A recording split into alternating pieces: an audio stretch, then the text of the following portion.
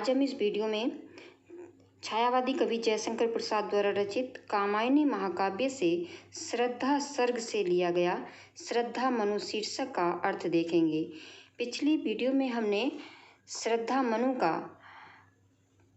के बारे में जाना था कि किस तरह से निर्जन स्थान पर श्रद्धा जो है मनु से मिलती है, उसका परिचय पूछती है, किस प्रकार जो है मनु उस पर आकर्षित हो जाते हैं।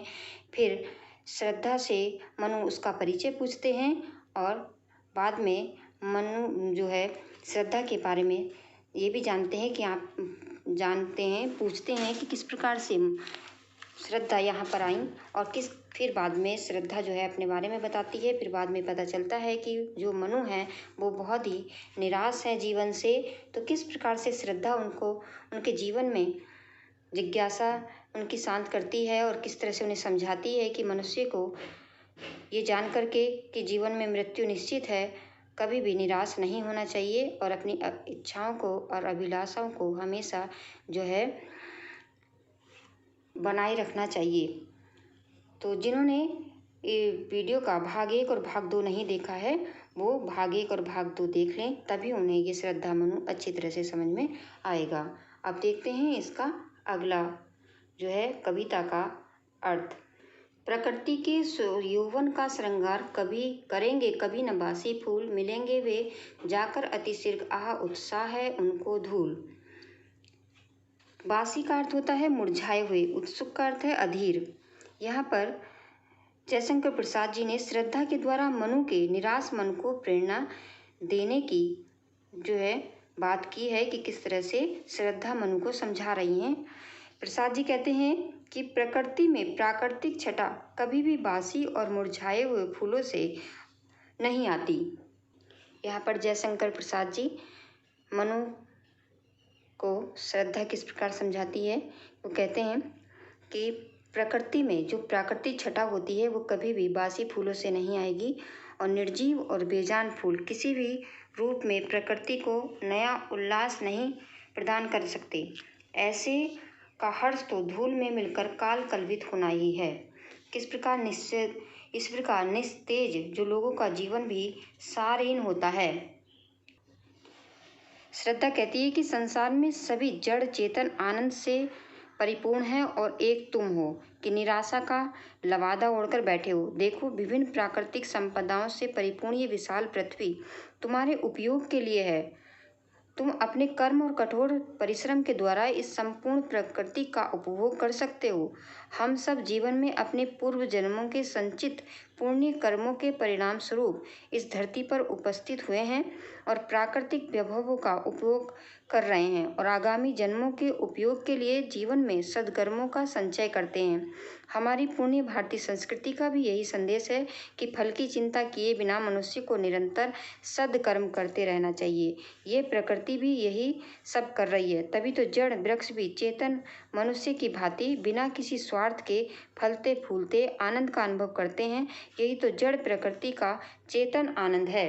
यहाँ पर श्रद्धा मनु को समझाती है कि सुख दुख तो आते ही रहते हैं, लेकिन ये नहीं कि हम जो है निराश होकर के बैठ जाएं। यहाँ पर मनुष्य को जो भी मिलता है वो अपने पूर्व जन्मों के संचित पुण्य कर्मों के परिणाम स्वरूप ही इस संसार में सुख और दुख मिलता है।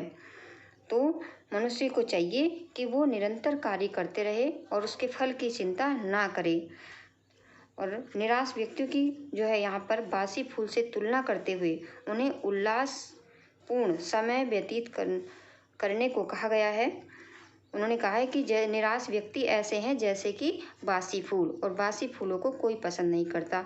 किसी बासी फूलों से किसी का श्रृंगार नहीं किया जा सकता, किसी को आनंद नहीं दे सकते बासी फूल। उसी प्रकार से जो भी निराश व्यक्ति होते हैं, उदास व्यक्ति होते हैं, वो किसी को भी पसंद नहीं आते हैं। और इसीलिए प्रकृति या समाज का रूप निरंतर बदलता रहता है। पुरानी व्यवस्था या पुराने रूप को त्याग कर प्रकृति प्रतिपल अपना नया रूप धारण करती रहती है। इसीलिए कवि ने यहाँ नवीन फूलों से श्रृंगार करने एवं बासी फूलों को काल रूपी धूल में मिल जाने का बड़ा ही सुंदर उपमा दी है। अकेले तुम कैसे असहाय यजन कर सकते, तुच्छ विचार तपस्वी आकर्षण से हीन कर सके नहीं आत्मविस्तार। समर्पण लो सेवा का सार, सजल सृष्टि का ये पतवार। आज से यह जीवन उत्सर्ग, इसी पद तल में विगत विकार। बनो संस्कृति के मूल रहस्य, तुम्ही से फैलेगी वह बेल। विश्व भर सौरभ से भर जाए, सुमन के खेलो सुंदर खेल। यहाँ पर श्रद्धा निराश मनु में आशा का संचार करने का प्रयास कर रही है। वो कहती है कि तुम कहते हो मैं इस संसार में अकेला हूँ, असहाय हूँ, फिर तुम अकेले इस भूत यज्ञ कैसे कर सकते हो? क्योंकि भारतीय संस्कृति के अनुसार प्रत्येक गृहस्थ को प्रतिदिन 5 यज्ञ करने अनिवार्य रूप से होते हैं। यज्ञ अकेले नहीं किया जा सकता, बल्कि पति पत्नी दोनों मिलकर ही यज्ञ कर सकते हैं। यदि तुम इस यज्ञ को अपना कर्तव्य मानते हो तो मुझे पत्नी रूप में स्वीकार करके उसे विधि विधान पूर्वक संपन्न करो। तुम अकेले यज्ञ करने का कोई तुम्हें अधिकार नहीं है। तुम अपने आप को जो असहाय मानते हो, तुम्हारा ऐसा मानना तुम्हारी छोटी सोच का प्रतीक है। हे तपस्वी, तुमने इस संसार को सारहीन मानकर स्वयं को जो जीवन में विरक्त कर लिया है वह ठीक नहीं है। इसका अर्थ ये है कि तुमने अपनी आत्मा का विस्तार नहीं किया है। श्रद्धा आगे कहती है कि ऐसे लगता है कि तुमने अभी तक स्वयं को अपने आत्म केंद्रित ही बना रखा है, मतलब तुम अपने बारे में ही सोचते हो अभी, जबकि इस जीवन की सार्थकता आत्म को भूलकर, अपने आप को भूलकर पर केंद्रित यानी दूसरों पर जो है केंद्रित करने में ही है। श्रद्धा के कहने का मतलब है कि तुमने केवल आत्म कल्याण के लिए जीवन से विरक्त होकर ये तपस्वी जीवन चुना है, जबकि व्यक्ति को पर कल्याण के लिए, दूसरों के कल्याण के लिए अपने जीवन को समर्पित करना चाहिए। उसी में उसका वास्तविक आत्म कल्याण निहित है। यहाँ पर श्रद्धा मनु को समझा रही है कि मनुष्य को केवल अपने बारे में ही नहीं सोचना चाहिए, उसे दूसरों के बारे में भी सोचना चाहिए। वो मनु से कहती हैं कि तुम हमेशा अपने बारे में ही सोचते हो, इसलिए तुमने तपस्वी का जीवन चुना है, लेकिन तुम्हें जो है दूसरों के कल्याण के लिए समर्पित होना चाहिए, और इसीलिए और उसी में ही जो है अपना भी कल्याण निहित होता है। मानव जीवन के सार तत्व को निरूपित करने में कवि ने बहुत ही पूर्ण सफलता प्राप्त की है। यहाँ पर कवि ने भारतीय धर्म और संस्कृति के आलोक में जीवन को परिभाषित किया है कि मनुष्य को अपने बारे में कम और दूसरों के बारे में ज़्यादा सोचना चाहिए। समर्पण का अर्थ होता है निछावर, और संस्कृति का अर्थ होता है प्रकृति, संसार। विगत विकार का अर्थ होता है बीते हुए दोष अथवा बुराई। यहाँ पर श्रद्धा मानवता को समृद्ध बनाने तथा उसे अस्तित्व को बनाए रखने के लिए मनु के सम्मुख आत्मसमर्पण करती है और उनसे सृष्टि का प्रवर्तक बनने का आग्रह करती है। श्रद्धा मनु से कहती है कि मानवता के कल्याण हेतु मैं स्वयं को तुम्हें समर्पित करके तुम्हारी सेवा करना चाहती हूँ, अर्थात मैं तुम्हारी जीवन संगनी बनकर, तुम्हारी पत्नी बनकर तुम्हारे साथ साथ मानवता की भी सेवा करना चाहती हूँ। तुम इसे स्वीकार करो। मेरी इस सेवा भावना का सार तत्व ये है कि मेरी ये सेवा भावना जलमग्न संसार के लिए पतवार का कार्य करेगी और इससे अस्तित्व खोती मानवता को एक नई दिशा मिल जाएगी। आज ही से मेरा ये जीवन तुम्हारे चरणों की सेवा में समर्पित रहेगा। मेरा ये निस्वार्थ जीवन त्याग का निर्णय कभी नहीं बदलेगा और आपके जीवन की पिछली बुराइयों, दोषों का भी मैं इस पर कोई प्रभाव नहीं पड़ेगा। श्रद्धा के कहने का मतलब है कि आज से पहले आपने चाहे जितनी बुराइयां अथवा दोष हों, मुझे उनसे कोई लेना देना नहीं है। मैंने आपके सम्मुख आत्मसमर्पण करके आपको जो अपना जीवन साथी बनने का निर्णय किया है, उसमें कभी भी कोई बदलाव अथवा परिवर्तन नहीं होगा। श्रद्धा मनु को अपना समर्पण स्वीकार करने के लिए प्रेरित करते हुए कहती है कि आप मेरे इस समर्पण को स्वीकार करके सृष्टि के क्रम को अनवरत जारी रखते हुए जीवन मरण के मूल रहस्यों को जानने वाले बनो।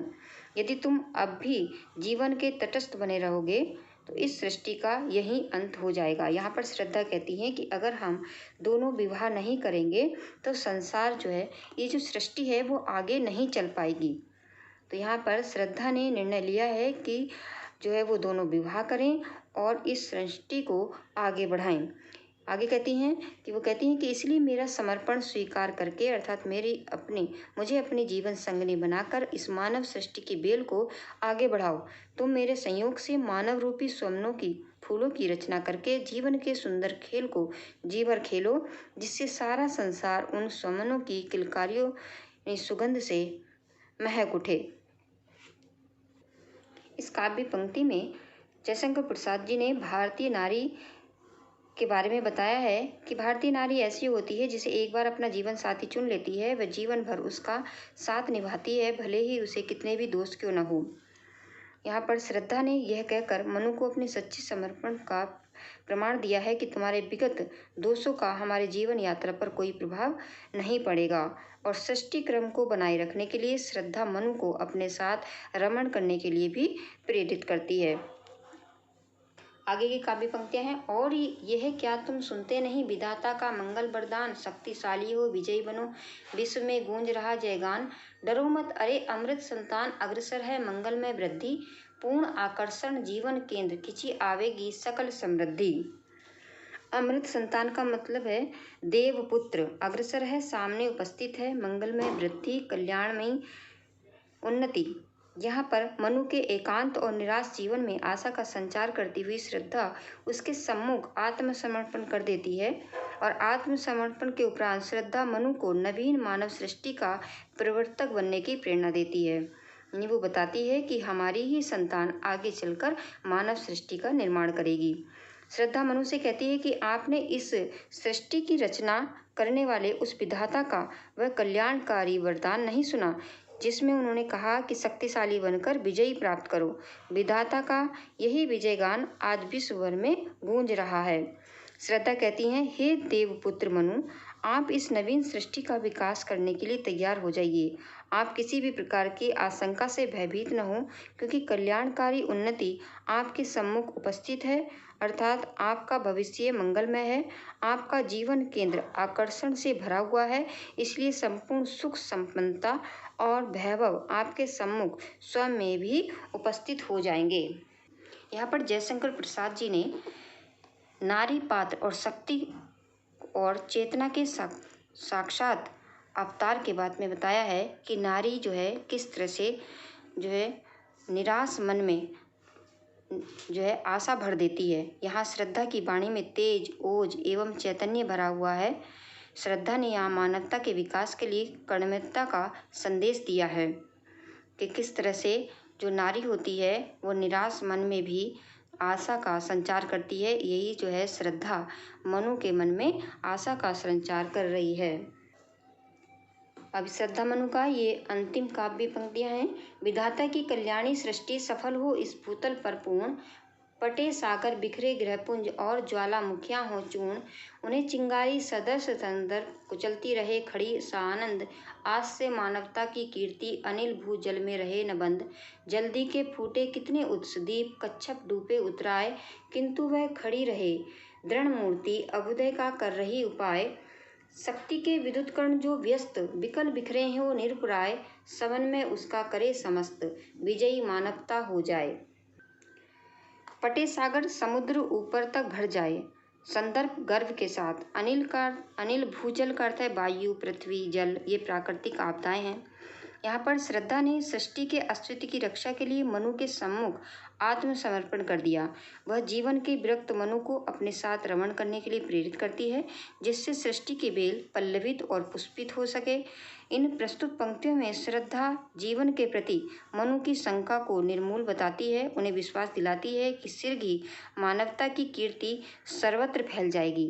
यहाँ पर श्रद्धा मनु से कहती है कि तुम नवीन उत्साह से भरकर अपने कर्तव्यों का निर्वाह करो, जिससे विधाता की सर्वोत्तम कही जाने वाली तथा समस्त संसार का कल्याण करने वाली मानव सृष्टि अपनी वंश वृद्धि में सफल होकर इस पृथ्वी पर पूर्णता को प्राप्त करे।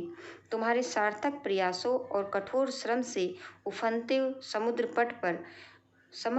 पट जाएंगे।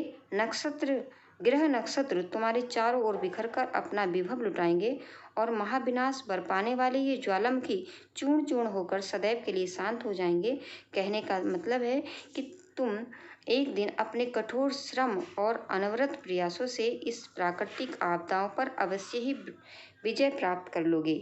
इस प्रकार श्रद्धा आगे कहती हैं कि यदि तुम निराश त्याग कर निराशा त्याग कर दृढ़ निश्चय से अपने कर्मों में लग जाओ तो सागर, ग्रह, नक्षत्र और ज्वालामुखियों जैसी जो आपदाएं हैं उनको, चिंगारी को पैरों से कुचलकर नष्ट कर देने के समान मानवता इन पर विजय प्राप्त करके स्वयं पर गर्व करती हुई आनंद मनाती दृष्टिगत होगी। और आज के बाद वायु, पृथ्वी एवं जल जैसे प्राकृतिक तत्व मानवता की फैलती कीर्ति को रोक नहीं पाएंगे। यहाँ पर मानवीय शक्तियों की अनंत सीमाओं का दीर्घ दर्शन कराकर मनु को जीवन कर्तव्यों में लगने की प्रेरित किया है श्रद्धा ने। और यहाँ पर जो एक भाव साम्य भी है, इसकी श्रद्धा की ये उत्प्रेरणा तुलसीदास की जो है हनुमान जी को दी गई उत्प्रेरणा से प्रेरित लगती है। जैसे का चुप साधी रहा बलवाना, यहाँ पर जो है रामधारी सिंह दिनकर ने भी मनुष्य की अपरिमित शक्ति का उल्लेख किया है कि है बंधे नर के करों में बारी, विद्युत भाप हुक्म पर चढ़ता उतरता पवन का ताप। ये मनुज ब्रह्मांड का सबसे सुरम्य प्रकाश को छिपा सकते जिससे भूमि या आकाश। यहाँ पर भाषा शुद्ध साहित्यिक खड़ी बोली है, इसमें शैली प्रबंधात्मक है, अलंकार उपमा एवं अनुप्रास, रस शांत, छंद जो है श्रृंगार छंद है, गुण प्रसाद है और शब्द शक्ति अभिधा एवं व्यंजना। आगे है जल्दी के फूटे कितने उत्स, दीप कच्छप डूबे उतराए। जल्दी का अर्थ होता है समुद्र, उत्स का अर्थ होता है स्रोत, अभ्युदय का अर्थ होता है नवीन उत्थान। इन पंक्तियों में श्रद्धा मनु को जीवन कर्तव्यों में लगाने के लिए प्रेरित करते हुए कहती है कि मानवता भी निरुपराय होकर नहीं बैठी है। श्रद्धा मनु को समझाते हुए कहती है कि तुमने अपने प्रलयकाल के समय को देखा कि इस पृथ्वी सहित संपूर्ण सृष्टि को निगल जाने के लिए समुद्र के कितने स्रोत फूटे थे, जिनके परिणाम स्वरूप पृथ्वी के समस्त द्वीप और कच्छप आदि सभी जीव जंतु उसमें डूबने उतराने लगे थे। किंतु मेरे और तुम्हारे रूप में ये मानवता आज भी सुदृढ़ मूर्ति के समान खड़ी हुई है, अपने जीवन उत्थान का प्रयास कर रही है। श्रद्धा के कहने का आशय है कि मानवता महाप्रलय पर ही भी विजय प्राप्त करके स्वयं के अस्तित्व को बचाने में सफल हुई है, तब तुम्हारी जीवन के असहाय होने की शंका बेकार ही है। यहाँ पर मानवता महाप्रलय में भी असहाय अथवा निरुपराय नहीं है, इस तथ्य को निराश लोगों के लिए संजीवनी का कार्य किया है। यहाँ पर प्रसाद जी ने मनु को प्रेरित करने के लिए श्रद्धा के माध्यम से इसी उपाय को अपनाया है। आगे वो कहते हैं कि इस सृष्टि की रचना शक्तिशाली विद्युत करणों मनुष्यों से हुई है, किंतु जब तक ये विद्युत कण अलग अलग होकर भटकते रहेंगे तब तक ये शक्तिहीन बने रहेंगे, अर्थात किसी भी प्रकार के निर्माण में असमर्थ रहते हैं। पर जिन क्षण ये परस्पर मिल जाते हैं तब इनमें से अपार शक्ति का स्रोत फूट पड़ता है।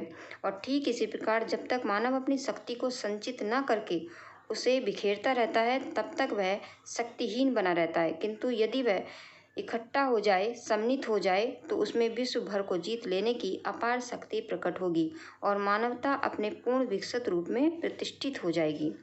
यहाँ पर जयशंकर प्रसाद जी ने श्रद्धा के माध्यम से अकर्मण्यता का संदेश दिया है। विश्व कल्याण और विश्व निर्माण के लिए समन्वय की व्यापक भावना अपेक्षित की है। यहाँ पर जयशंकर प्रसाद जी की भाषा संस्कृतनिष्ठ खड़ी बोली है, रस शांत है, शब्द शक्ति लक्षणा, गुण प्रसाद और छंद श्रृंगार छंद है। यह जयशंकर प्रसाद जी के कामायनी महाकाव्य से लिया गया है। तो यहीं पर ये कामायनी महाकाव्य से लिया गया श्रद्धा मनु शीर्षक का जो काव्यांश है यहीं पर पूरा होता है और ये 3 भागों में हमने बनाया है। तो इसको पूरा समझने के लिए भाग 1, भाग 2 और ये जो तीसरा भाग है, तीनों को देखना अनिवार्य है, तभी ये समझ में आएगा। तो मुझे आशा है कि ये कामायनी से लिया गया श्रद्धा मनु शीर्षक काव्यांश आपको अच्छी तरह से समझ में आ गया होगा। धन्यवाद।